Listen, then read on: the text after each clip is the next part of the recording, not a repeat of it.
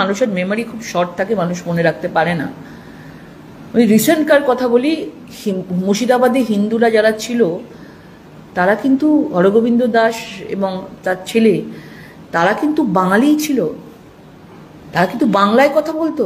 একবারের জন্য দেখেছেন যে তাদের নিয়ে বাঙালি অস্মিতা নিয়ে কথা বলতে, যে বাঙালি ভাষী মানুষকে মেরে ফেলা হয়েছে মুর্শিদাবাদে? বলেননি।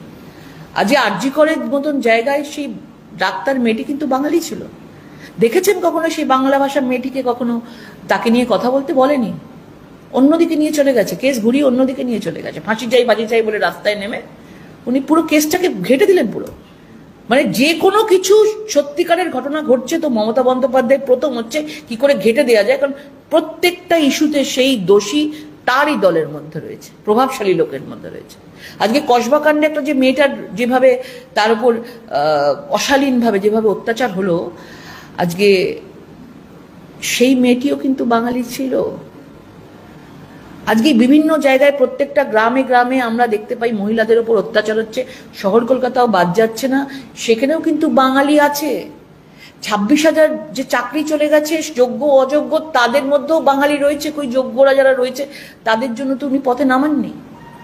এখন হচ্ছে যে উত্তরপ্রদেশ চলে যাচ্ছে, রাজস্থান চলে যাচ্ছে, দিল্লি চলে যাচ্ছে, হরিয়ানা চলে যাচ্ছে, যে সেখানে নাকি বাঙালিদের উপর অত্যাচার হচ্ছে এবং সেটা নিয়ে মিথ্যে ভিডিও প্রকাশ হচ্ছে, মিথ্যে কথা বলা হচ্ছে। কারণ বিহারের এই ভোটকে দেখে, ভোটের যে নামের তালিকা, যে ফেক ভোটার আইডি বাদ গেছে, সেটা দেখে কম্পন শুরু হয়ে গেছে। ভূমিকম্প তো চারিদিকে হচ্ছে, কিন্তু মমতা বন্দ্যোপাধ্যায়ের নিজস্ব সরকারের কম্পন শুরু হয়ে গেছে এবং তিনি বুঝতে পারছেন যে এইখানে যদি একবার হাত পড়ে নির্বাচন কমিশনটা নিরপেক্ষ কমিশন। উনি স্বীকার করুক না করুক, যদি ভোটে জিতেছিলেন বলে স্বীকার করেছিলেন গণতন্ত্রের জয় 2021-এ, আর যখন 2019-এ 18টা সাংসদ ছিল বলেছিল না নির্বাচন কমিশনের ইভিএম খারাপ আছে। 2024-এ বলেছিলেন গণতন্ত্রের জয় আছে, কারণ ওনারা 29টা এমপি পেয়েছিলেন। মানুষের ভোটকে উনি এই করছেন না। এখন উনি বলছেন নির্বাচন কমিশন মানে নিরপেক্ষ নয়। সেটা কি করে হতে পারে?